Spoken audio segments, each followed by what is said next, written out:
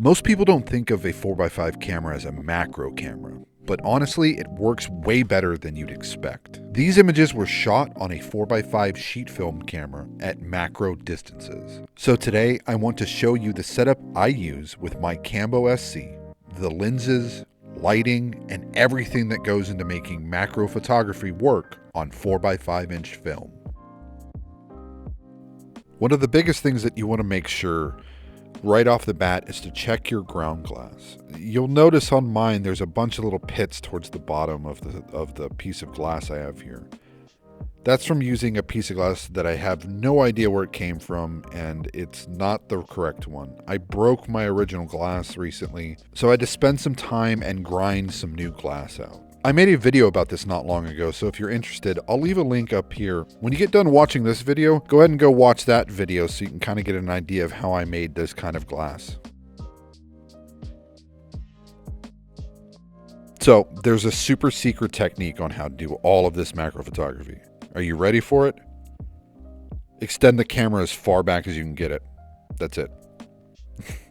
Now, I know it's a little bit more complicated than that because you want to maintain ratios and kind of figure out what you're doing. But for me, I try to go big or go home. So extend it as far back as possible.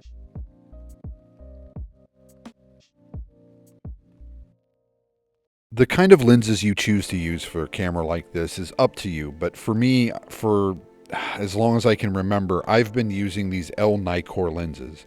The 40, the 50, the 63, 75, 80, and 105 millimeter L Nikkor lenses. Now, I'm not telling you to go out and buy all of these to do this, but if I were to whittle it down, I'd talk about the top row lenses.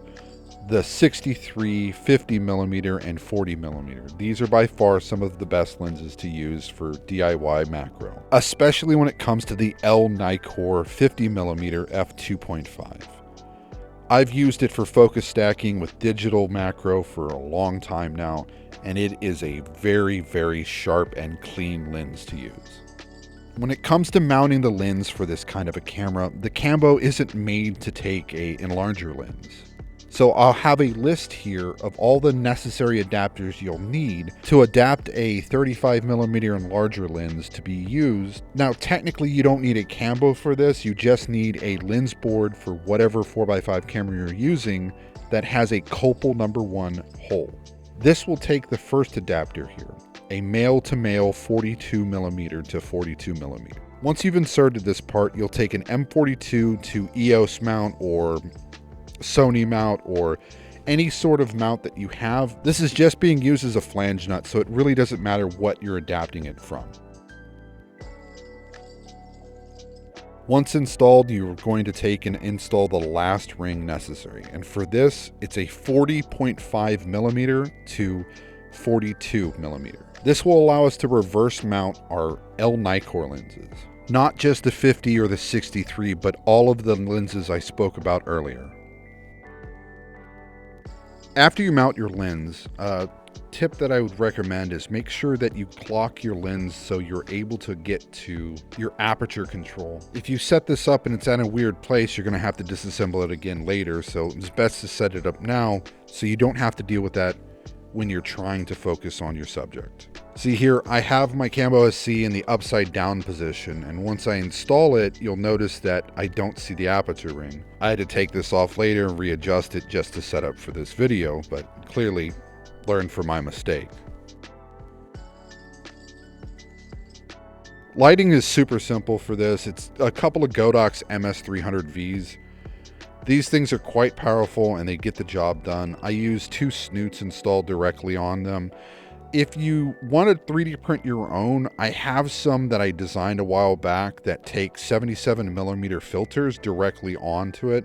I'll have a link in the description below so you can download these for free.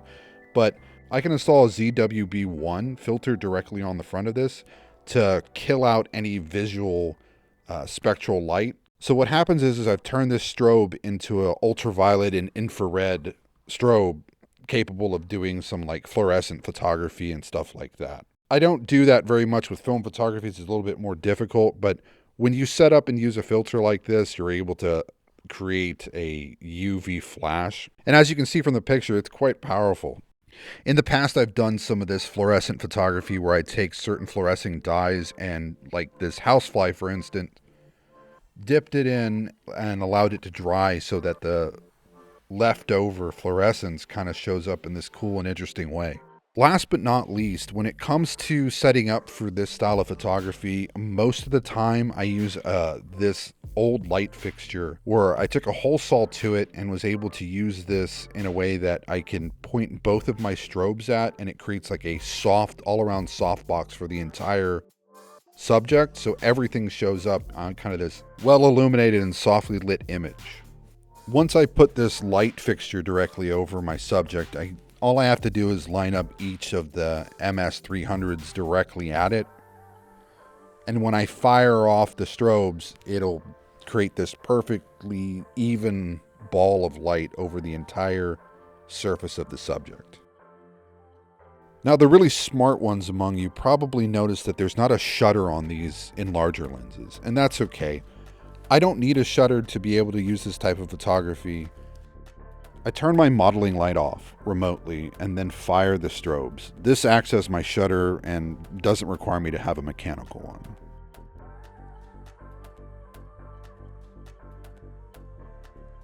Scene lighting can be kind of difficult to set up, especially when you're using ground glass. So a lot of times I'll use a digital camera to figure out where I want my lights to begin with. And then I'll set up my 4x5 camera at a later time. The digital camera just gives me so much more flexibility for setting the lights to see what it's going to look like. If you're interested in doing something with backdrops, the thing that I recommend the most is some origami paper. It's super cheap and you can get a whole bunch of colors whenever you go and buy it in bulk like I do. Something interesting, though, I found recently were these sparkle papers. It's some sort of sparkle confetti stuff that's all over these hard pieces of plastic. I had this idea that I wanted to try, but I haven't done it yet, about getting it close to the subject, and then I could have these interesting looking like bokeh balls that would be floating directly behind it.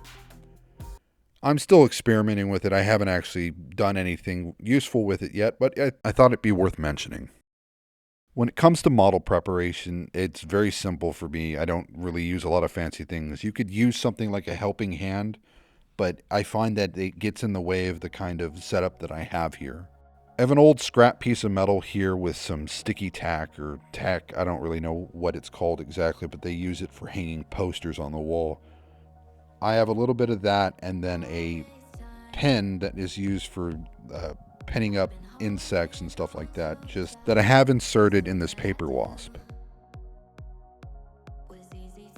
All I really am trying to do here is to make sure that the subject is as center as possible in this dome. That way it's easy for me to find and locate whenever I insert the camera into the dome and be able to, focus up the subject. If you're going to do anything cool and interesting with some sort of a backdrop or color, you can then tape your origami paper to the back of the stand. And as you can see, you don't need a lot of paper, just enough that you're about 4 times the width of the subject, because at this scale, you're not going to need more than that. It really is kind of easy to set up.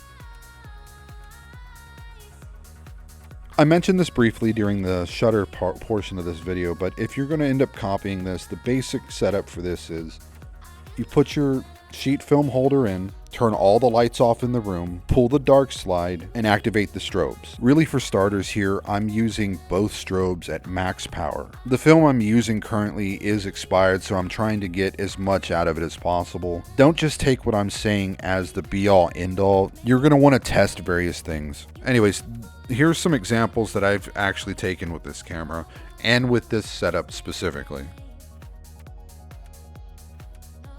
I don't have very many subjects, as you can see. You're going to see a lot of reoccurring specimens.